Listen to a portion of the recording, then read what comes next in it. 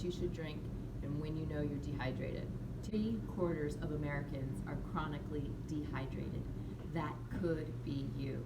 And with most of our body, 60% of it being made up of water, our muscles and our brains, 75% of it water. It's really important that we stay hydrated, not just for recovery, but for overall function, quality, and health of life. So, how do you know if you're dehydrated? 1, you have a headache. 2, you have an elevated temperature. 3, you feel fatigued or tired. 4, your blood pressure dips really low. 5, you're feeling dizzy. 6, you're feeling slow cognitive function, which means you're just not as alert, you're not quick to react. Some of the more severe symptoms of dehydration could be nausea, could be kidney stones, and maybe you could have a migraine. When you're properly hydrated, you just feel better overall. Your kidneys, they're eliminating all of that waste or toxins within your body that we experience every day just from being outside, food that we're eating, things like that. But also, your kidneys are responsible for keeping that fluid in balance. And if you're not drinking enough, what it wants to do is it wants to hold on to all of that water, which could cause us to feel bloated. Studies have shown that even the slightest dehydration can affect your mood and your cognitive function, which I mentioned earlier. So if you're feeling cranky, you might need a sip of water. And if you didn't know this already, as we age, our hormones change. Too bad, it's nature. But when our hormones change, those hormones actually activate our thirst.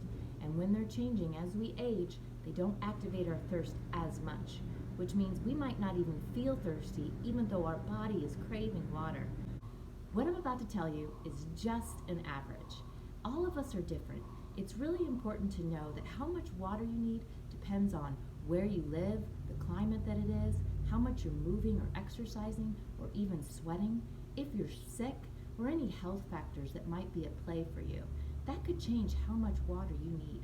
So it's really important for you to pay attention to what your body is telling you. And that's really based on the symptoms that I mentioned earlier. On average, all of us should probably be getting at least 3 liters of fluid. 3 liters is 2 liters from what you're drinking and another 1 liter from what you may be eating. Yes, I said eating. I'm going to put up a little picture here of some foods that you can get lots of fluid from.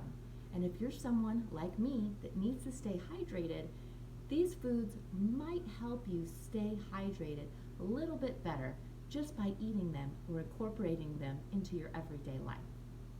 But if you don't want to go that 3 liter route, you could also go the weight route, which is really for every 2.2 pounds, you need about 1.4 ounces of water, just as an average.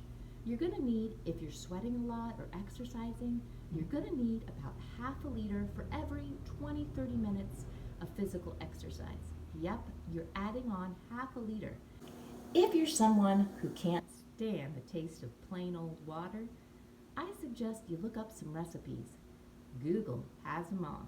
But adding a little lemon to your water, or maybe just making it cold with some ice cubes and sipping it out of a straw, are some tricks that I use with my kids. We also love making iced chamomile tea.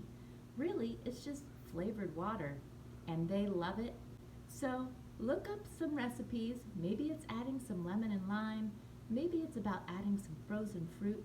It really doesn't matter. But be careful with those hydration drinks, because while it's great for people that are running long distances or training for certain types of physical activity, it's not so great for your average person because they're loaded with sugar.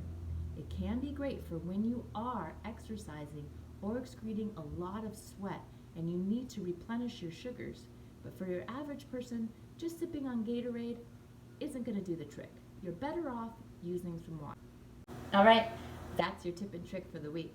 If you have any questions or comments or even ideas, can you comment below with some? We'd love to hear what you have to say. Have a great day.